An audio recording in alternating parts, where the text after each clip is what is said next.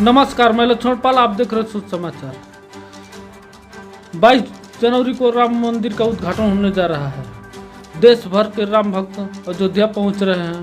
प्रधानमंत्री नरेंद्र मोदी राम मंदिर का उद्घाटन करेंगे। गृह मंत्री होंगे, यूपी के मुख्यमंत्री योगी आदित्यनाथ होंगे। इसी वक्त उमा भारती का एक बयान आता है और उन्होंने कहा कि यह आज का संघर्ष नहीं, लगभग 500 साल का यह संघर्ष है। इस संघर्ष में किसने कब कितना योगदान दिया, उमा भारती से आप खुद सुन लीजिए। मैं इसको सालों का नहीं मानती, शताब्दियों का मानती। आप देखिए ना, 5 शताब्दियां हो गई हैं और विश्व का ये एकमात्र एक अभियान है जो 500 साल चला है और चला और अंत में सफलता के परिणाम पे पहुंचा। और इसलिए इसमें जिन लोगों ने भी अपने जीवन को और अपनी जवानी को होम किया है, उन सबका अभिनंदन होना चाहिए। दूसरा, इसका श्रेय कोई नहीं ले सकता। नंबर 1 तो इसका श्रेय मिलेगा उन कार सेवकों को जिन्होंने ढांचा गिरा दिया था, क्योंकि अगर ढांचा ना गिरता तो पुरातत्व विभाग खुदाई नहीं कर सकता था। ढांचे को गिरा करके खुदाई करने की औकात पुरातत्व विभाग की नहीं हो सकती थी।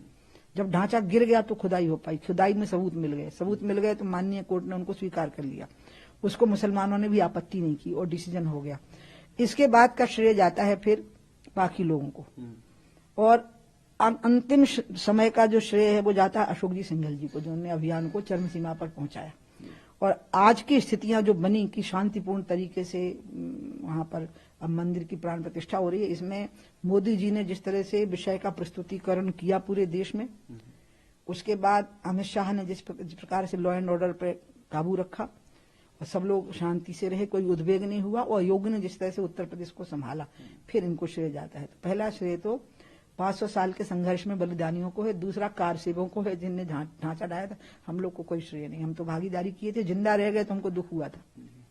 जिंदा रह गए तो दुख हुआ, बहुत दुख हुआ था, क्योंकि जब 2 नवंबर को जिस कार सेवा का नेतृत्व मैंने किया था, उसमें एक दूसरा जत्था अलग हो गया था हमसे अचानक, कुछ उत्साही नौजवानों का, और वो सीधे हनुमानगढ़ी की ओर बढ़े। वो बहुत बहादुर लोग थे। उसमें राम और शरद कोठारी दोनों सगे भाई थे।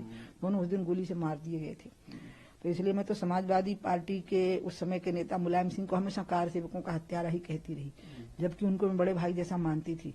और मैं उस बात को कभी भूली नहीं कि वो बलिदान हो गए और हम जीवित रह गए। आपका भी बहुत बड़ा योगदान रहा इस पूरे। आप कैसे कहोगे योगदान? 500 साल के संघर्ष में सबसे पहला संघर्ष तो हनुमानगढ़ी के महंतों ने किया था। जब जिस दिन वो मंदिर तोड़ा गया था, उस समय पे मीर बकी के टाइम पे, तो सबसे बड़ा योगदान तो उनका था। उसके बाद तो बहुत साधु संतों ने, नागा साधुओं ने, वैष्णव साधुओं ने, राजा छत्रपाल की सेना ने, गुरु गोविंद सिंह जी की सेना ने, राजा रणजीत सिंह की सेना ने वहां आकर के संघर्ष किए हैं और उन प्राणों की आहुतियां दी हैं। तो इसलिए वो तो निरंतर चला है। मतलब आखिरी बलिदान था राम और शरद कोठारी का। तो बलिदानों की एक पूरी परंपरा चली है। तो उसमें हमारा कोई योगदान रहा, वो यही रहा कि आखिरी समय पर अशोक जी सिंघल जी के नेतृत्व में हम लोग इकट्ठे हो गए थे और उसको हम अंजाम तक पहुंचाने के लिए तय कर चुके थे कि जिंदा रहेंगे या मरेंगे, लेकिन हम अंतिम परिणति तक पहुंचाएंगे। लेकिन जब वो डिमोलिशन हुआ, उस जब बाबरी मस्जिद का, उसमें आपको आरोप ढांचे का आपको भी उसमें आरोपी बना दिया? हाँ, मैं सीबीआई ने हमको चार्जशीटेड किया, हमारा ट्रायल हुआ। और आप देखिए हमारी निष्पक्षता। लोग कहते हैं हम धर्म की राजनीति करते हैं। जब सीबीआई ने हमारे केस को टेक ओवर किया तो अटल जी प्रधानमंत्री थे, और जब सीबीआई ने हमको चार्जशीटेड किया तो नरेंद्र मोदी जी प्रधानमंत्री थे। इसका मतलब उन्होंने हमारे बचाव की कोई चेष्टा नहीं की। हमारी जो जांचें चल रही थी उसमें कोई बीच में विघ्न नहीं डाला। सीबीआई ने हमको चार्जशीटेड किया और उसके बाद सीबीआई ने जब कोर्ट में एविडेंसेस प्रस्तुत किए तो माननीय कोर्ट ने उन एविडेंसेस को पर्याप्त नहीं माना, तो माननीय कोर्ट ने हमको बरी किया। इससे यह समझ लीजिए कि भारतीय जनता पार्टी की सरकारें कितनी निष्पक्ष रहती हैं इन मामलों में जो हमारे ऊपर पक्षपात होने का आरोप लगता है। और इसलिए ये इस पूरी श्रृंखला में तो मैं रही हूं, जिसमें कि मुझे पहले दोषी माना गया, फिर चार्जशीटेड हुई, फिर कोर्ट के ट्रायल हुए और फिर उसके बाद में हमको बेकसूर कहा गया। लेकिन मैं आपको फिर कहूंगी, इसमें बेकसूर होना और कसूरवार होना महत्व नहीं रखता था। इसमें तो जो उस दिन बलिदान हो गए वो महत्व रखता था। रथ यात्रा भी निकली अडवाणी जी ने। अडवाणी जी ने रथ यात्रा निकाली। अडवाणी जी ने परवाह भी नहीं की कि हम विश्वनाथ प्रताप सिंह को सपोर्ट कर रहे हैं। विश्वनाथ प्रताप सिंह घड़ी घड़ी अपना रंग बदल रहे थे, कभी कार सेवा के लिए हाँ भर रहे थे, कभी शिलान्यास के लिए ना कर रहे थे, और अंत में लालू यादव ने मुस्लिम तुष्टीकरण की राजनीति के चलते हुए अडवाणी जी का रथ रोक लिया, जो कि केंद्र की सरकार के समर्थक थे। हम जानते थे कि अब सरकार गिर जाएगी और हम सरकार के सपोर्टर हैं, और हमको ये भी पता था मुलायम सिंह की सरकार भी गिरा लेंगे।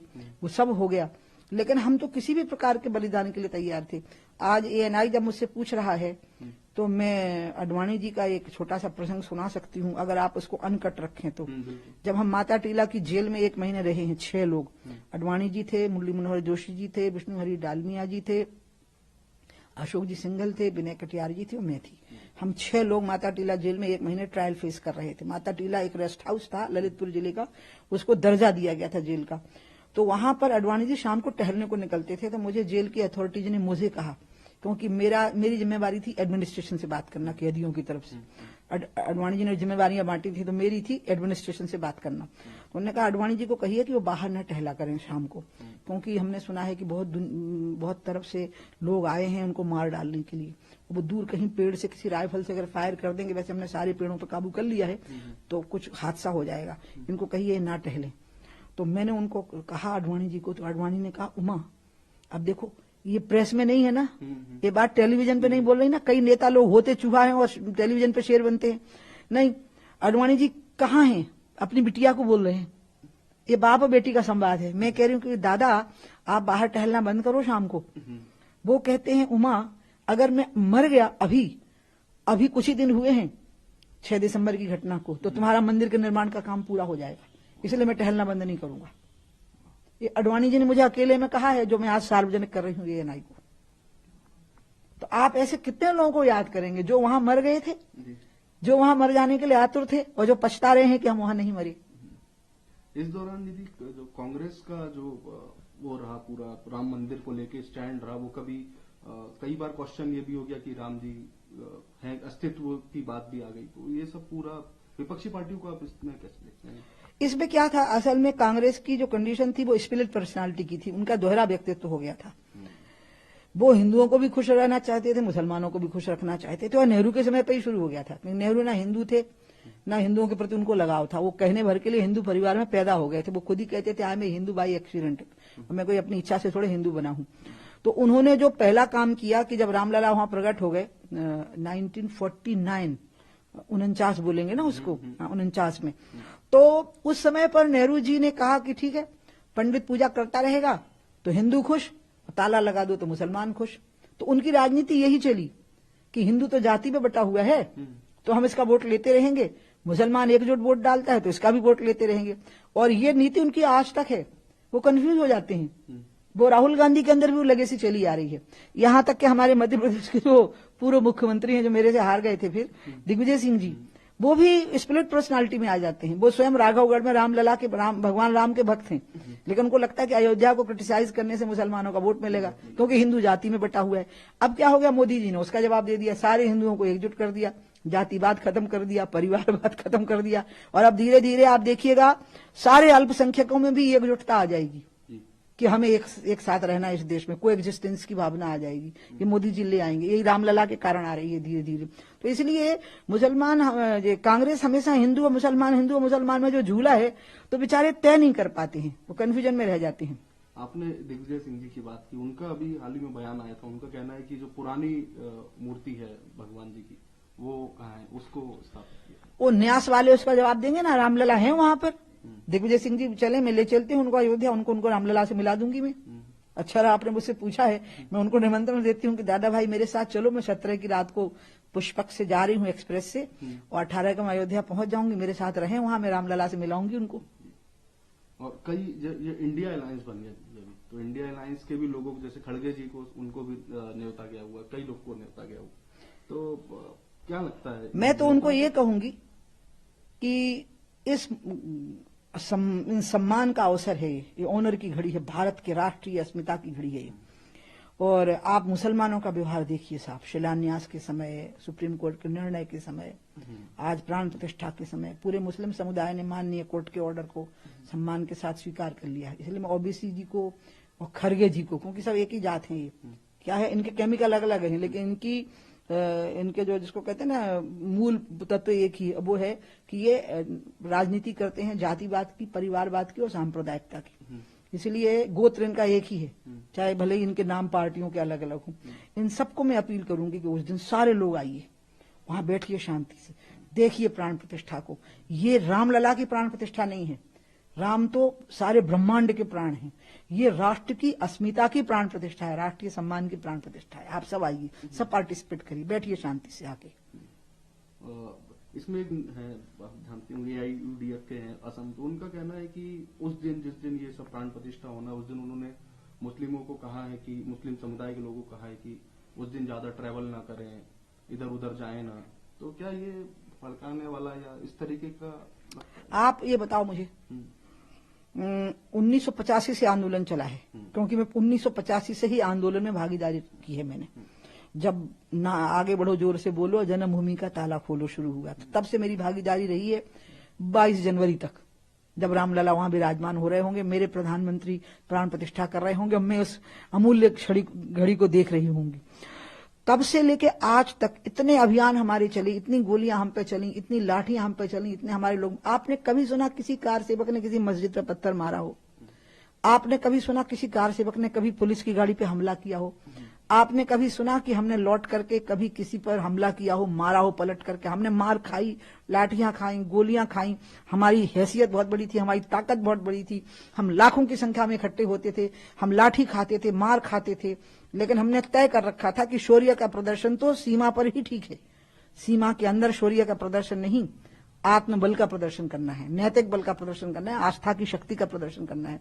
इसलिए हम पे ये बात कहना ही अन्यायपूर्ण है, गलत है, और ये जानबूझ के किया जा रहा है, ये सब जानबूझ के किया जा रहा है, क्योंकि अब जो पढ़ा लिखा मुस्लिम तबका है वो बिल्कुल सुनने को तैयार नहीं है इन बातों को, और जो नौजवान है मुसलमानों के, जो महिलाएं हैं मुस्लिम समाज की, वो इन बातों को सुनने को ही तैयार नहीं है। तो ये जो मुस्लिम नेता फड़फड़ा रहे हैं, जो विभाजन की राजनीति, ये खून चूसी राजनीति है, खून पी करके लोगों को लड़ा करके, उनकी लड़ाई करा के और फिर राजनीति करना, ये सब घबरा गए इसलिए ऐसी बातें बोल रहे हैं। बाकी मैं ऐसे लोगों के नाम भी नहीं लूंगी, इस लायक नहीं जिनके नाम लिए जाएं। दीदी, राम मंदिर के बाद में ज्ञान सामने मुद्दा चल ही रहा है, और कृष्ण जन्मभूमि की भी बात चल ही रही है।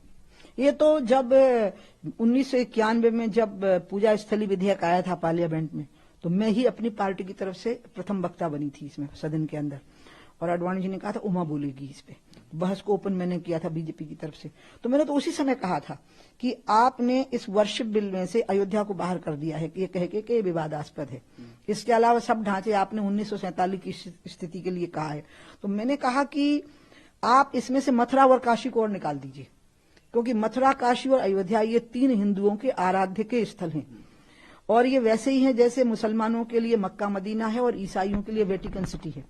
इसलिए इस पे भी बाद में लोगों की आकांक्षा बनी रहेगी कि ये बन जाएं, और अगर आप इन तीनों को शांत कर देंगे तो हिंदू इतने बड़े दिल का होता है कि फिर वो सब भूल जाएगा।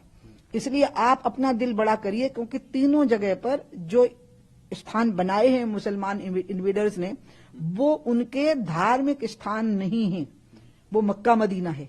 तो यहाँ कोई मक्का मदीना नहीं है, वो वेटिकन सिटी है ईसाइयों का, यहाँ कोई वेटिकन सिटी नहीं है। उनके आस्था का केंद्र बिंदु यहाँ कहीं नहीं है, ना अयोध्या में, ना मथुरा में, ना काशी में। और ये तीनों हमारे आस्था के केंद्र हैं, राम, कृष्ण और शिव, ये हमारे आस्था के केंद्र हैं। इसलिए इनमें आस्था का टकराव नहीं है। तो आप ये तीनों स्थान बाहर कर दीजिए इस विधेयक से, और तीनों पर मंदिर का निर्माण होने दीजिए।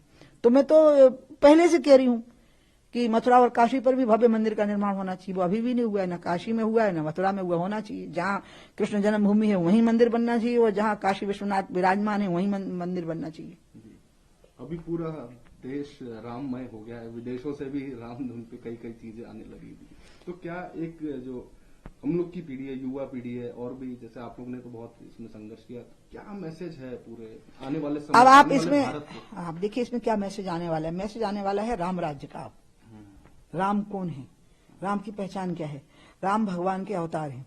ये तो वो लोग मानते हैं जो अवतारों को मानते हैं, लेकिन आर्य समाजी तो भगवान को निर्गुण और निराकार मानते हैं, लेकिन वो भी इस आंदोलन में भागीदारी किए हैं।